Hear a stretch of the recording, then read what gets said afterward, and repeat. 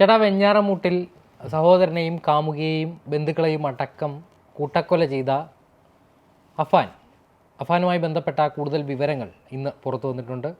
അതുമായി ബന്ധപ്പെട്ട കുറച്ച് കാര്യങ്ങളാണ് നമ്മളിന്ന് ചർച്ച ചെയ്യുന്നത്. എന്തൊക്കെയാണ് നമ്മൾ ഈ പറയാൻ പോകുന്നത്? ഇതുവരെ മാധ്യമങ്ങളിൽ വരാത്ത ഒരു വിവരമാണ്. ആ വിവരമെന്ന് പറയുന്നത് ഈ അഫാൻ്റെ ഈ പകയുടെ ഒരു റേഞ്ചാണ്. എത്രത്തോളം പകയുള്ള ഒരു വിഷപ്പാമ്പാണ് ഈ അഫാൻ എന്നുള്ളതാണ് നമ്മൾ പറയാൻ പോകുന്നത്. ഈ അഫാൻ്റെ ഈ കൊലപാതകത്തിൻ്റെ രീതി പുറത്തു വന്നു, എത്ര പേരെ കൊന്നു എന്നുള്ള വിവരങ്ങൾ പുറത്തു വന്നു, ഫർസാനയോട് നടത്തിയ ഈ കുമ്പസാരം, അതുപോലെ തന്നെ അഫ്സാനോട് നടത്തിയ കുമ്പസാരം, പിന്നെ ഇവരുടെ കടബാധ്യത, ഇതെല്ലാം പുറത്തു വന്നു. ഇതിനുമപ്പുറം ഇവന് ഈ പറയുന്ന അഫാൻ എന്ന് പറയുന്ന 23 വയസ്സൊക്കെ പ്രായമുള്ള ഈ യുവാവിൻ്റെ പകയുടെ ഒരു റേഞ്ചാണ് നമ്മളിന്ന് പറയാൻ പോകുന്നത്. ഇവരെ കൂടാതെ കുറേ പേര് കൂടി വധിക്കേണ്ട ഒരു ലക്ഷ്യം ഈ അഫാന് ഉണ്ടായിരുന്നു. അതിൽ ഒന്നാണ് ഉറ്റ ബന്ധുവായിട്ടുള്ള ഒരു സ്ത്രീയും അവരുടെ ചെറുമകളും തട്ടത്തുമലയിലെ, പിന്നെ ഒരു അമ്മാവൻ. ഈ 3 പേരാണ് എക്സ്ട്രാ ആയിട്ട് ഇവൻ്റെ ലിസ്റ്റിൽപ്പെട്ടിരിക്കുന്ന 3 പേര്. അപ്പോൾ അതിൽ നമ്മൾ പറഞ്ഞു മൊത്തം 12 പേരെ ലക്ഷ്യം വെച്ചിട്ടുണ്ടായിരുന്നു എന്നുള്ളത്. 12 പേരെ ലക്ഷ്യം വെച്ചെന്ന് പറഞ്ഞു കഴിഞ്ഞാൽ ഈ അമ്മാവൻ്റെ കൊലപ്പെടുത്തി കഴിഞ്ഞാൽ അമ്മാവൻ്റെ ഫാമിലിയെ കൂടി കൊലപ്പെടുത്താതെ തിരിച്ചു വരാൻ അഫാനെ കൊണ്ട് പറ്റില്ല. അപ്പോൾ അവിടെയും 3 പേരുണ്ട്. അപ്പോൾ അമ്മാവൻ ഉൾപ്പെടെ എത്രയാവും? 4 ആവും. പിന്നെ ഈ അടുത്ത ബന്ധുവായിട്ടുള്ള സ്ത്രീയും അവരുടെ ചെറുമകളും കൂടെ ചേർന്ന് 2 ആയി, 6. അങ്ങനെ 6ഉം ഈ ഷെമി ഉൾപ്പെടെ 6 പേരും ചേർന്നാണ് 12 പേരെന്നുള്ളൊരു കണക്ക് നമ്മൾ പറഞ്ഞത്. അതായത് ഇവൻ അവിടെ പോയി കഴിഞ്ഞാൽ ഇപ്പം ഷാഹിദയുടെ കേസ് ശ്രദ്ധിച്ചാൽ മനസ്സിലാവും. ലത്തീഫിനെ കൊല്ലാൻ ഉദ്ദേശമുണ്ടായിരുന്നു, ഷാഹിദയെ കൊല്ലാൻ ഉദ്ദേശമില്ല. പക്ഷേ ഷാഹിദയും കൊന്നു. കാരണം എന്തുവാ? ഇതെല്ലാം കഴിഞ്ഞിട്ട് ഇവൻ്റെ മരണം ഇവന് ആത്മഹത്യ ചെയ്യണമല്ലോ. അവിടേക്ക് എത്താൻ വേണ്ടിയിട്ടാണ്, അത് ബാക്കിയുള്ള കൊലപാതകങ്ങൾ നടത്താനും തൻ്റെ ഈ പറയുന്ന എയിം പൂർത്തിയാക്കാനും വേണ്ടിയിട്ടാണ് ഷാഹിദയെ കൊന്നത്. ഇല്ലേ, ഷാഹിദ എന്ത് ചെയ്യും? ലത്തീഫിനെ കൊന്നത് വിളിച്ച് പറഞ്ഞ് പോലീസിനെ അറിയിച്ച് ഇവൻ പിടിക്കപ്പെടും. അതുകൊണ്ടാണ് ഞാൻ പറഞ്ഞത്, ഇവനെ അമ്മാവനെ തേടി പോയിരുന്നെങ്കിൽ അമ്മാവൻ്റെ കുടുംബത്തെ ഇവൻ ഇല്ലാതാക്കും. അത് അവനും പറയുന്നുണ്ട്. അപ്പോൾ അവിടെ 2 ചെറിയ കുട്ടികൾ ഉള്ളതുകൊണ്ടാണ് അത് മടിച്ചത്. പിന്നെ ഈ പറയുന്ന ഉറ്റബന്ധു അവരുടെ ചെറുമകൾ, ഇവരെ കൊല്ലാനുള്ള കാരണം പിന്നെ വേണ്ട എന്ന് വെച്ചത് ഇവൻ്റെ അനുജനെ കൊല്ലപ്പെടുത്തിയതിന് ശേഷം ഇവൻ തളർന്നു പോയി, എലിവിഷം കഴിച്ചതിന് ശേഷം മദ്യപിച്ചു. അതുകൊണ്ട് തന്നെ വണ്ടി ഓടിക്കാൻ പറ്റാത്തൊരു കണ്ടീഷനിലേക്ക് എത്തി. അതുകൊണ്ടാണ് കൊലപ്പെടുത്താഞ്ഞതെന്നാണ് ഇവൻ പറയുന്നത്. എന്തിന് ഈ തട്ടത്തുമലയിലെ സ്ത്രീയും ചെറുമകളും? അതാണ് ഒരു വലിയ ചോദ്യം. ഇയാളുടെ ഹിറ്റ് ലിസ്റ്റിൽ പെട്ടു. ഇവരെങ്ങനെ പെട്ടു? അതാണ് നമ്മൾ പറയാൻ പോകുന്ന ഇതുവരെ പറയാത്തൊരു കഥ. അതിപ്പം ഏറ്റവും അവസാനവും പോലീസിനോട് കഴിഞ്ഞ ദിവസം പോലീസ് ഇയാളെ ജയിലിലേക്ക് മാറ്റി. അപ്പോൾ ജയിലിലേക്ക് റിമാൻഡ് ചെയ്യുന്നതിന് തൊട്ട് മുമ്പ് പോലീസ് നടത്തിയ അവസാനഘട്ട ചോദ്യം ചെയ്യലിലാണ് ഈ വിവരം ഇവൻ പറയാൻ തയ്യാറാവുന്നത്. നേരത്തെ ഇവരോട് പകയുണ്ടായിരുന്നു, പൈസ കിട്ടാത്തതിൻ്റെ പകയെന്നാണ് പറഞ്ഞിരുന്നത്.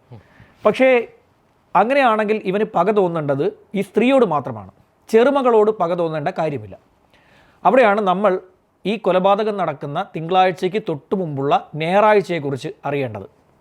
ഈ ഞായറാഴ്ച ദിവസം ഈ ഷെമീനയുടെ മകനായിട്ടുള്ള ഈ കൊലപാതകി, അതായത് അഫാനും 2 പേരും കൂടി ചേർന്ന് ഇവരുടെ വീട്ടിലേക്ക് ചെന്നു.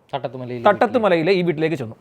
ഈ തട്ടത്തുമലയിലെ സ്ത്രീ എന്ന് പറയുന്നത് ഷെമീനയുടെ ഉമ്മയുടെ അനുജത്തിയാണ്. അതായത് ഷെമീനയുടെ ഉമ്മയുടെ അനുജത്തി, അവരാണിത് ഈ തട്ടത്തുമലയിൽ താമസിക്കുന്നത്. ഈ ഷെമീനയുടെ ഉമ്മയുടെ അനുജത്തി എന്ന് പറയുന്നത് പണം പലിശയ്ക്ക് കൊടുക്കുന്ന ഒരു സ്ത്രീയാണ്. പണം ഇൻട്രസ്റ്റിന് ഇങ്ങനെ ആളുകൾക്ക് കൊടുക്കും. അപ്പം കുറച്ച് നാളുകൾക്ക് മുമ്പ് ഷെമീനയ്ക്ക് ഈ സ്ത്രീ 8 ലക്ഷം രൂപ പലിശയ്ക്ക് നൽകിയിരുന്നു. ഈ പലിശയും മുതലും അടക്കം ഏതാണ്ട് 10 ലക്ഷത്തിലധികം രൂപ ഷെമീനയും ഈ അഫാനും തിരിച്ചടച്ചിട്ടുണ്ട്. ഈ കൊലപാതകം നടക്കുന്ന ദിവസം 50,000 രൂപയാണ് ഇവർക്ക് അടിയന്തരമായി വേണ്ടിയിരുന്നത്. അടിയന്തരമായി 50,000 രൂപ കിട്ടിയേ മതിയാവുകയുള്ളൂ. കാരണം പലയിടത്തു നിന്നായിട്ട് പലിശയ്ക്ക് മേടിച്ച് ഇവരിങ്ങനെ കൂട്ടിയിരിക്കുകയാണ്. ഈ പലിശയുടെ ഇൻട്രസ്റ്റ് മാത്രം കൊടുക്കുന്നതിന് വേണ്ടിയിട്ടാണ്. അതായത് പലയിടത്തായി മുടങ്ങിക്കിടക്കുകയാണ്, റോൾ ചെയ്ത് നിൽക്കുകയാണ്. അപ്പോൾ ആ തുക അടച്ചേ മതിയാവുകയുള്ളൂ. ഇനി അവർ കേൾക്കില്ല. ആ ഒരു അവസ്ഥയിലേക്ക് കാര്യങ്ങൾ എത്തിക്കഴിഞ്ഞു. കടക്കാർ ഒരു കാരണവശാലും കേൾക്കില്ല എന്നുള്ളൊരു അവസ്ഥയിലേക്ക് എത്തിക്കഴിഞ്ഞിട്ടുണ്ട്. അങ്ങനെ ഇരിക്കുകയാണ് ഞായറാഴ്ച ഇവർ 2 പേരും കൂടെ 50,000 രൂപ പലിശയ്ക്ക് ചോദിച്ചിട്ട് ഈ തട്ടത്തുമലയിലെ വീട്ടിലേക്ക് ചെല്ലുന്നത്. വീട്ടിലേക്ക് ചെല്ലുമ്പോൾ ഈ സ്ത്രീ അവിടെയുണ്ട്. ഈ പലിശയ്ക്ക് കൊടുക്കുന്ന സ്ത്രീ, ഷെമീനയുടെ ഉമ്മയുടെ അനുജത്തി അവിടെയുണ്ട്. അവിടെ വെച്ച് ഈ ഷെമീനയുടെ ഉമ്മയുടെ അനുജത്തി ഈ പറയുന്ന അഫാനെയും അഫാൻ്റെ ഉമ്മയായിട്ടുള്ള ഷമീനെ ഷെമീനെയും പണം കൊടുത്തില്ല എന്ന് മാത്രമല്ല പരിഹസിക്കുകയും ചെയ്തു. നിൻ്റെയൊക്കെ ജീവിതത്തിൻ്റെ രീതിയാണ് നിന്നെയൊക്കെ ഇത്രയും വലിയ അവസ്ഥയിലേക്ക് എത്തിച്ചത്. ആ അവസ്ഥ താങ്ങേണ്ട കാര്യം ഞങ്ങൾക്കില്ല എന്ന രീതിയിൽ പറഞ്ഞ് അപമാനിച്ചു. ഈ അപമാനിച്ച സമയത്ത് ഈ കൊല്ലാൻ ഇവൻ ഉദ്ദേശിച്ച 8ാമത്തെ ആൾ, അതായത് ഈ പെൺകുട്ടി, ഈ പെൺകുട്ടി എന്ന് പറയുന്നത് ഈ സ്ത്രീയുടെ മകൻ്റെ മകളാണ്. ആ പെൺകുട്ടി അവിടെയുണ്ട്. ഈ പെൺകുട്ടി ഇത് കേട്ട് ചിരിച്ചു. ഇത് കേട്ട് ഈ പെൺകുട്ടി അവിടെ നിന്ന് ചിരിച്ചു. ഇതാണ് ഈ പെൺകുട്ടിയെ ലിസ്റ്റിൽപ്പെടുത്താനുള്ള കാരണം. ഒന്ന് ആലോചിച്ച് നോക്കൂ. ആ ഒരു കാരണവും ഒപ്പം ഈ സ്ത്രീ സമ്പാദിച്ചു കൂട്ടുന്നതെല്ലാം ഈ പെൺകുട്ടിക്ക് വേണ്ടിയാണ് എന്ന് ഇവനറിയാം. ഇവനറിയാമെന്നിരിക്കെ അപ്പോൾ ഇതിനി അനുഭവിക്കാൻ, ഇവർ ഈ ചെയ്തു കൂട്ടി ഈ സമ്പാദിച്ചു കൂട്ടുന്നത് അനുഭവിക്കാൻ ഇനി ഒരാളുണ്ടാകാൻ പാടില്ല. അതിനാണ് ഈ പെൺകുട്ടിയെ കൂടി ലിസ്റ്റിൽപ്പെടുത്തിയിരിക്കുന്നത്. ഇതാണ് ഈ കഥയിലെ എന്താ പറയുക, ഇതുവരെ പുറത്തു വരാത്ത ഒരു സാധനം. പക്ഷെ അവർ പറയുന്നതിലും ഒരുപാട് കാര്യങ്ങളുണ്ടായിരുന്നു, പ്രത്യേകിച്ച് ഇവരുടെ ജീവിത രീതി. ജീവിത രീതി എന്ന് പറയുന്നത് ഇവർക്ക് ഒരു ദിവസം, അതായത് മുൻ കാലഘട്ടങ്ങളിൽ ഇവർ ജീവിച്ചിരുന്നത്, ഈ കൊറോണയ്ക്ക് മുമ്പുള്ള കാലഘട്ടത്തിൽ അഫാനും അഫാൻ്റെ ഉമ്മയായിട്ടുള്ള ഷെമിയും ചേർന്ന് ഒരു ദിവസം അവരുടെ ചിലവ് ഏകദേശം 5000-ന് മുകളിൽ വരികയും ചെയ്യും. അത് ഏകദേശം 10,000-ഓളം വരികയും ചെയ്യും. ആ സമയത്ത് ഈ പിതാവായ അബ്ദുൾ റഹീമിന് സൗദിയിൽ മെച്ചപ്പെട്ട ജോലിയും ശമ്പളവും ഉണ്ടായിരുന്നു, സ്ഥാപനം ഉണ്ടായിരുന്നു. പിന്നീട് കോവിഡിന് ശേഷം അദ്ദേഹത്തിന്റെ ജോലിയിൽ സ്ഥിരതയില്ലാതെ വന്നപ്പോഴാണ് ബിസിനസ്സിൽ, സ്വന്തം ബിസിനസ് ആയിരുന്നു. അപ്പോൾ അതിൽ വരുമാനം ഇല്ലാതായതോടുകൂടി ഇവരോട് പണം ചോദിക്കുമ്പോൾ, ഈ പറയുന്ന പിതാവ് പണം ചോദിക്കുമ്പോൾ, ഈ ഇവിടുത്തെ ആവശ്യത്തിന് വേണ്ടി പണം അയച്ചു കൊടുത്തിട്ടുണ്ടല്ലോ, ഇവിടത്തേക്ക് ആവശ്യത്തിന് വേണ്ടി അയച്ചു കൊടുക്കുന്ന പണം ഒപ്പം വീടിൻ്റെ ലോൺ അടക്കമുള്ള അടയ്ക്കാൻ വേണ്ടിയാണ് ഈ പിതാവ് പണം അയച്ചുകൊണ്ടിരുന്നത്. ഇവരിവിടെ കയ്യും കണക്കുമില്ലാതെ മകനും അമ്മയും കൂടി ചെലവാക്കിക്കൊണ്ടിരിക്കുകയാണ്. ഇപ്പോൾ പോലീസിൽ നമുക്ക് മനസ്സിലാവുന്ന പ്രകാരമാണെങ്കിൽ, ഇപ്പോൾ ഇത്രയും അവസ്ഥയിൽ കഴിയുന്ന ഒരു സ്ത്രീയെ കുറിച്ച് പറയാൻ പാടില്ല, എന്നാലും ഞാൻ പറയുകയാണ്, ഇവർക്ക് ഒരു ഈ പറയുന്ന ഫിനാൻഷ്യൽ മാനേജ്മെന്റ് എന്ന് പറഞ്ഞ പരിപാടി ഇല്ലായിരുന്നു. ഇവരങ്ങ് ആഘോഷിക്കുകയായിരുന്നു. ഇവരും രണ്ടുപേരും കൂടി ആഘോഷിക്കുന്നു. ഈ ഇളയ കുട്ടി എന്ന് പറയുന്ന അഫ്സാൻ എന്ന് പറഞ്ഞ കുട്ടിക്ക് സമയത്ത് ഈ പറയുന്ന പോലെ അവന് വേണ്ടുന്നത് കിട്ടുന്നത് കൊണ്ട് അവൻ ഇതിനെക്കുറിച്ച് അന്വേഷിക്കാനോ ഈ കാര്യങ്ങളെക്കുറിച്ച് തിരക്കാനോ ഒന്നും നടക്കുന്നില്ലായിരുന്നു. അപ്പോൾ ഇത്രയും സാമ്പത്തിക ബാധ്യത ഇരിക്കെ ഇവൻ 2 വീലർ മേടിച്ചപ്പോലും ഈ സ്ത്രീ അതിനെ സപ്പോർട്ട് ചെയ്തു. ഈ അഫാൻ 2 വീലർ മേടിച്ചപ്പോൾ പോലും, അതായത് മകൻ്റെ ഈ പറയുന്ന കുത്തഴിഞ്ഞ ഒരു പരിപാടികൾക്കൊക്കെ തന്നെ മാതാവ് കുടപിടിച്ച് കൊടുത്തു. ഇനി മറ്റൊരു കാര്യം, ഇവിടെ ഇവൻ പോലീസിനോട് പറഞ്ഞിരിക്കുന്നൊരു മൊഴി, തൻ്റെ കാമുകി ഒറ്റയ്ക്കായി പോകും എന്നുള്ള ചിന്ത കൊണ്ടാണ് താൻ കാമുകിയെ വകവരുത്തിയത് എന്നാണ് ഇവൻ പറഞ്ഞിരിക്കുന്നത്. പോലീസിന് ഇവൻ്റെ അക്കൗണ്ടും അതുപോലെ തന്നെ ഇവനും ഫർസാനയും തമ്മിലുള്ള ചാറ്റുകളും പരിശോധിച്ചതിൽ നിന്നും വ്യക്തമാവുന്ന ഒരു കാര്യം, ഈ ഫർസാന നിരന്തരം ഇവനോട് സ്വർണം തിരിച്ചു ചോദിച്ചുകൊണ്ടിരിക്കുകയാണ്. 4.25 പവനും 1.5 ലക്ഷത്തിലധികം രൂപയാണ് ഈ കുട്ടിയുടെ പക്കൽ നിന്നും ഇവൻ കൈക്കലാക്കിയിരിക്കുന്നത്. ഈ കുട്ടിയുടെ എക്സാം ഫീസ് അടയ്ക്കുന്നതിന് അടക്കമുള്ള തുക ഇവൻ വാങ്ങിക്കൊണ്ടുപോയി. ഈ കുട്ടിയെ വെഞ്ഞാറമ്മൂട് നിന്നും 2 വീലറിൽ കയറ്റി ഈ കുട്ടി പഠിക്കുന്ന സെൻറ്റ് ജോൺസ് കോളേജിൻ്റെ പരിസരത്തെത്തിച്ച് ഈ കുട്ടി എക്സാം ഫീസ് അടയ്ക്കാൻ കൊണ്ടുവന്ന പണം, അതിൻ്റെ ഡേറ്റ് കഴിയുന്നത് വരെയും ഇവൻ്റെ കയ്യിൽ ആയിരുന്നു. ഈ കുട്ടിയുടെ സുഹൃത്തിൽ നിന്ന് പൈസ മേടിച്ചിട്ടാണ് ഈ എക്സാം ഫീസ് അടയ്ക്കുന്നത്. മാത്രമല്ല ഫീസ് ഇളവ് ചോദിച്ച് ഈ കുട്ടി കോളേജിൽ ആപ്ലിക്കേഷൻ കൊടുത്തിട്ടുണ്ട്. അതായത് ഇവിടെ അടയ്ക്കേണ്ട ഫീസ് ഇവൻ വാങ്ങിക്കൊണ്ട് പോയത് മൂലം ഈ പെൺകുട്ടിക്ക് ഫീസ് പോലും അടയ്ക്കാൻ പറ്റാത്ത കണ്ടീഷനിലേക്ക് കാര്യങ്ങളെത്തി. അപ്പോൾ ഫീസ് ഇളവ് ചോദിച്ചുകൊണ്ടും സമയം ചോദിച്ചുകൊണ്ടും ഈ കുട്ടി ആ കോളേജിന് ഒരു റിക്വസ്റ്റ് ലെറ്റർ കൊടുത്തിട്ടുണ്ടായിരുന്നു. അത്തരത്തിൽ ഈ കുട്ടിയെ സാമ്പത്തികമായി അങ്ങേയറ്റം ഇറുക്കി. ഒടുവിൽ ഇവൻ എന്ത് ചെയ്യുന്നു വെച്ച് കഴിഞ്ഞാൽ, ഇവനോട് ഈ കുട്ടി നിരന്തരം തൻ്റെ സ്വർണവും ഈ പറയുന്ന ക്യാഷും വേണം, ഇല്ലെങ്കിൽ വീട്ടിൽ പിടിക്കപ്പെടും, തനിക്ക് വീട്ടിൽ വലിയ പ്രശ്നമാകും, പിതാവ് അറിഞ്ഞു കഴിഞ്ഞാൽ വലിയ പ്രശ്നങ്ങൾ ഉണ്ടാകും. ഇവരുടെ 2 കൂട്ടരുടെയും വീടുകളിൽ ഈ കാര്യം അറിയായിരുന്നു, ഇവർ തമ്മിലുള്ള റിലേഷൻ. പക്ഷേ പണമിടപാട് സംബന്ധിച്ച് ഇവർ തമ്മിലുള്ള പണമിടപാട് അറിയാവുന്ന ഒരേ ഒരാൾ ഷെമീന മാത്രമായിരുന്നു. ഈ കുട്ടിയുടെ വീട്ടിൽ അറിയില്ലായിരുന്നു. 4.25 പവനാണ് ഈ കുട്ടിയുടെ കയ്യിൽ നിന്നും പോയിരിക്കുന്നത്, ഒപ്പം തുകയും പോയിട്ടുണ്ട്. അതാണ് പോലീസ് പറയുന്നത്. ഇത് വെച്ചിട്ടാണ്, ഇതാണ് ഫർസാനയെ കൊലപ്പെടുത്താനുള്ള കാരണം അനുകമ്പയല്ല, മറിച്ച് പകയാണ്. ഫർസാന എന്ന് പറയുന്ന കാമുകിയും തന്നോട് പണം ചോദിച്ച് തന്നെ ടോർച്ചർ ചെയ്തു.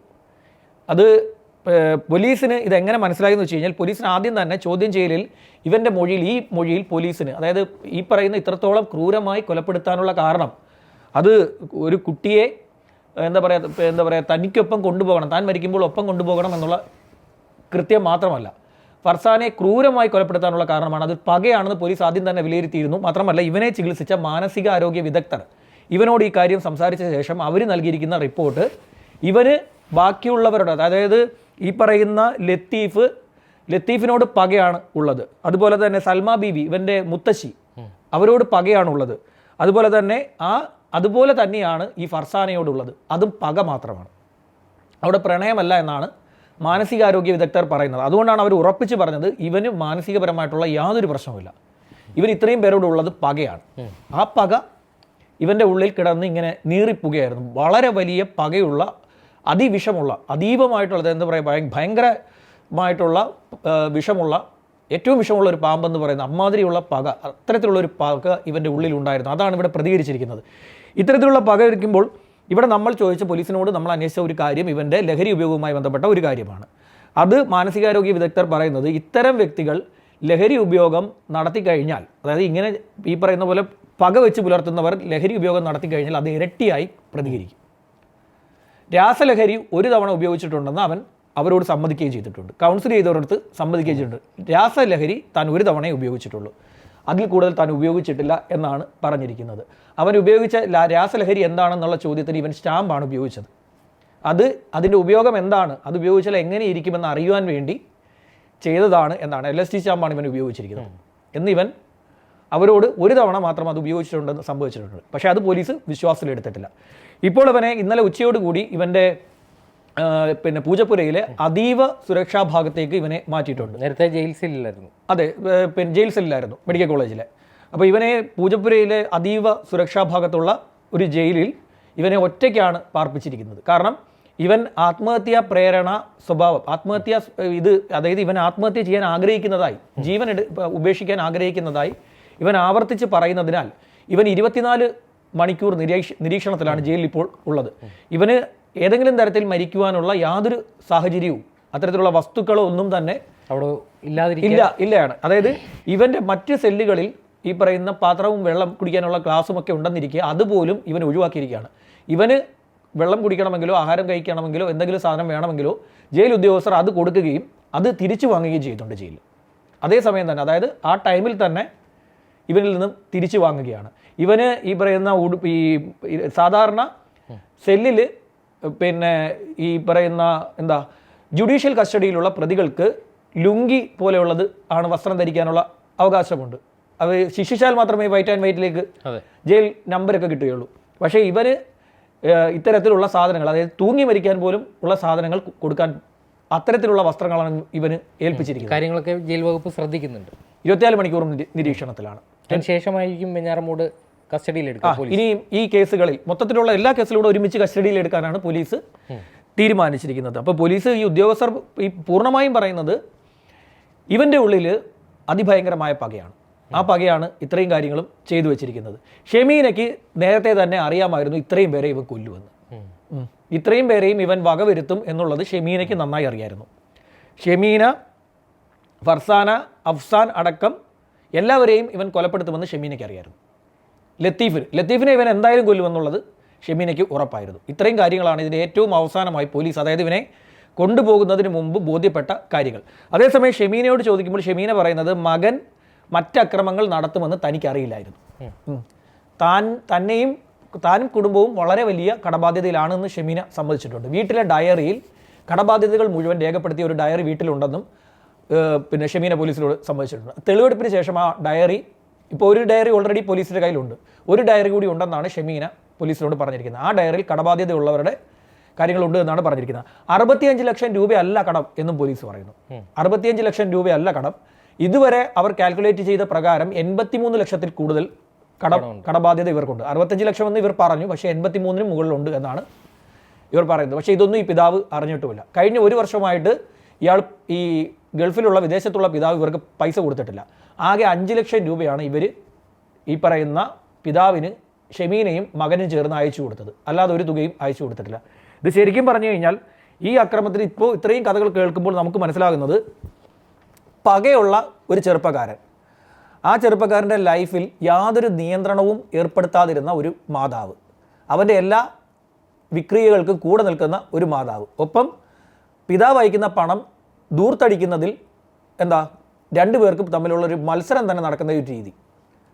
ഒരു ദിവസം 10,000 രൂപ വരെയൊക്കെ ചിലവാക്കുന്ന ഒരു കുടുംബം ഇതായിരുന്നു ഇവരുടേത്. അതായത് വരവറിയാതെ ചിലവ് നടത്തി. ഇതാണ് സംഭവിച്ചിരിക്കുന്നത്. ഒപ്പം ലഹരിയുടെ ഉപയോഗം കൂടി ആയപ്പോൾ ഒരു ക്രൈമിൻ്റെ അങ്ങേയറ്റം എത്തപ്പെട്ടു. ഇതാണ് സംഭവിച്ചിരിക്കുന്നത്. ഏതായാലും നമ്മൾ ചിലരൊക്കെ പറഞ്ഞ് ഫർസാനയ്ക്ക് താങ്ങാൻ പറ്റില്ലായിരിക്കാം, അതുകൊണ്ടായിരിക്കാം ഫർസാനെ അവൻ കൊന്നത് എന്നുള്ളതാണ്. ഫർസാനയോട് അവനുള്ളത് പകയാണെന്ന് പോലീസ് അടിവരയിട്ട് പറയുകയാണ്. ശരി.